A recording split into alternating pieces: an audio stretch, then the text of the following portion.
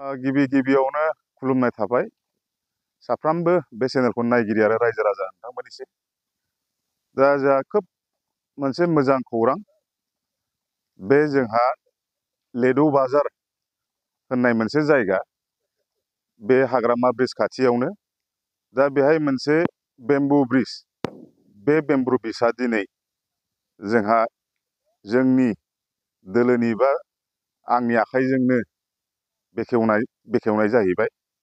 थिग बे रोखोमनि थांनाय बोसोरावबो एखे हाबाफारिखौ आंनो मावफैनो मोन्दोंमोन, बेखेवनो मोन्दोंमोन। दा बे हिसाबै आं गावखौनो गाव गोजोननाय मोन्दों।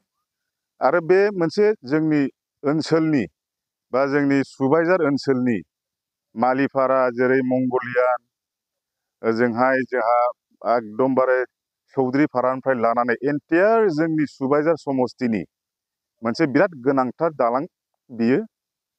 ओमफ्राय बेजों जोंहा सानफ्रामबो श' हाजार हाजार मानसिया जोंना नैबे हाग्रामा ब्रिजजों थाङोब्ला बा बङाइगावथिं स्कुलाव फरायनाय, मैगं बेफारि खालामनाय बा बायदिसिना जिथु माने खामानि लानानै थाङो, बे दलंनि थाखायनो जों बिराद मोनसे सुजुग मोननाय जायो।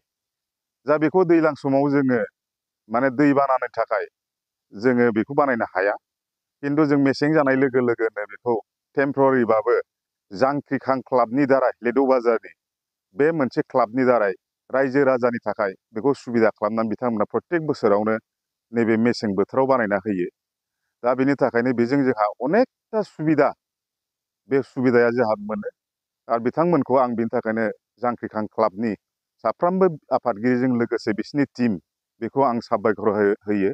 बिथांमोना जाहाथे मानसिनि समाजनि जिथु वेलफेयार हाबा मावनाय, बे अराय जोंनि नोजोराव नुजाथिदों आरो बिथांमोना बिदिनो आवगायलांबाय थानो हाथों, सुबुं माहारिनि थाखाय मोजां खामानि मावनायनि बेखिनि। औ, बियो गोबाव समनिफ्रायनो। दा जोंहा जाहैबाय माने थांनाय बोसोरबा 5 बोसोराव दा UPPL सरखार दङमोन, बिथांमोना मा खारनाव बे दलंखौ नायसनासै बा मावफुंनो हायासै जों बेखौ बुंनो हाला। दा जों दुसिनानैबो लाब गैया। दा जोंनि सरकारा जों बेखौ जाहाथे गोख्रों मोनसे 28 जन बिजाथि लानानै, जोंहा एबसुलुट मेजरिटि लानानै जाहाथे जोंहा सरकार जाबाय। दा जों सानो बे मोनसे मजबुत सरकार, आरो बिनि दारैनो जोंहा जिहेतु कमिटमेन्ट दं BPF दोलोहा, साफ्रोमबो बा बयखौबो समान गोजोन आरो अनसुंथाइ बा जोंनि रायजो राजाखौ मदद होनायनि थाखाय जोंहा मोनसे दायब'था दङ।